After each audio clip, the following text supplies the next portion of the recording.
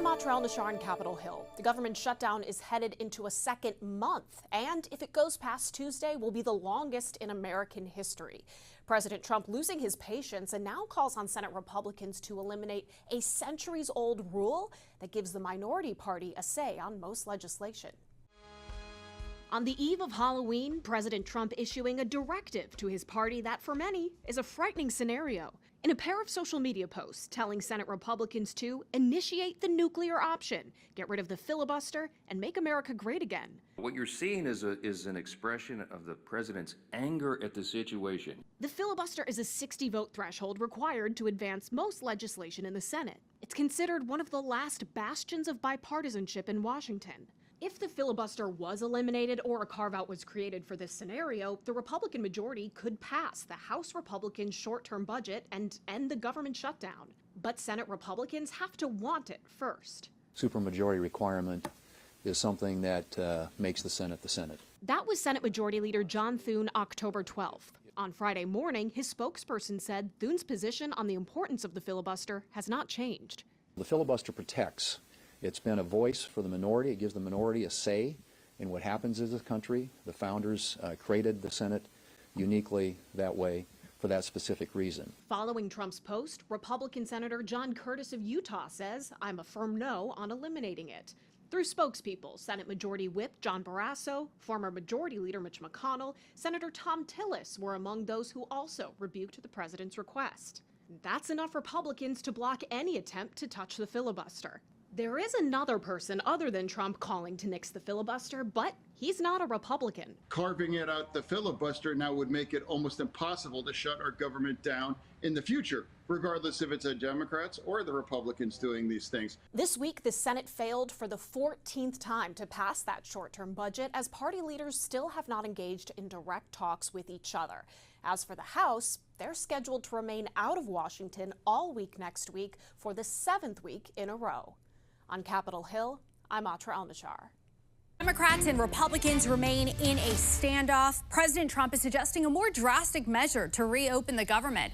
Let's go to Emma Withrow from the Fact Check team. And this is being called the nuclear option. It would drastically change the way the Senate operates. Yeah. Tell us more. Yeah, absolutely it would. I mean, so the nuclear option, which is officially known as the reform by ruling, is really when only a simple majority of senators passes a new Senate precedent. So basically the Senate doesn't have to rewrite its official rule book to get rid of the filibuster. It can really just reinterpret the rules if they have 51 votes to agree with them. So how would it all play out if Senate Republicans got on board with the nuclear option to just get rid of the filibuster? So from my understanding, a senator would challenge how a rule is being applied. The person running the floor makes a ruling, and then the full Senate can vote on whether or not to uphold or overturn it. So a simple majority, 51 senators to vote on that to overturn the ruling, that new interpretation then would become the new precedent. It's really a way to change the system without the supermajority that's normally required to change the rules on paper. But even Republican senators have said that they wouldn't be willing to take this approach because it would open Pandora's box when it comes to passing legislation with just a simple majority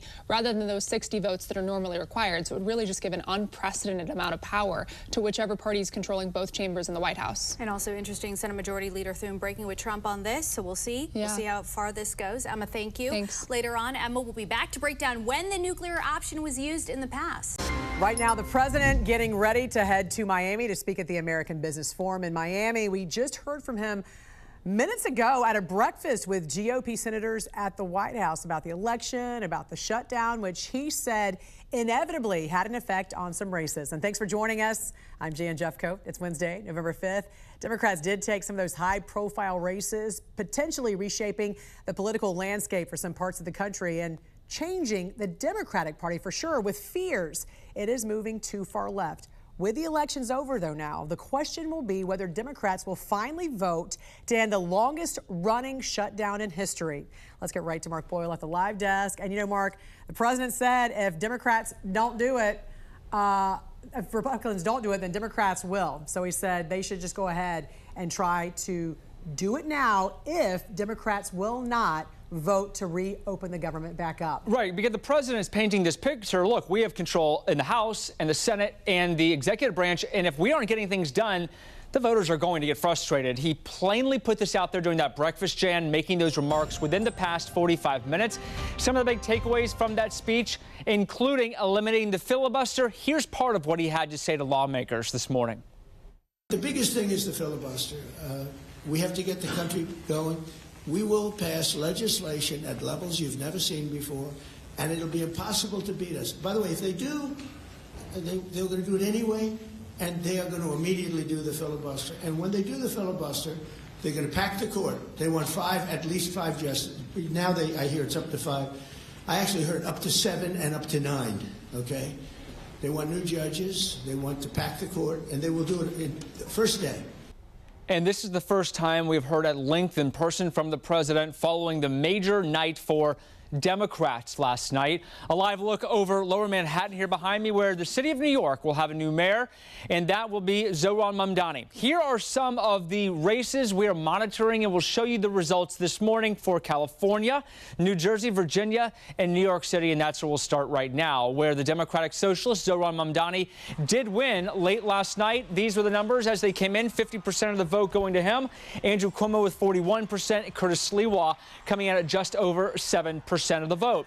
At 34 years old, Zohran Mamdani now becomes the city's first Muslim mayor in history, as well as the first self-described socialist to hold office, in his own words. New York will remain a city of immigrants, a city built by immigrants, powered by immigrants, and as of tonight, led by an immigrant.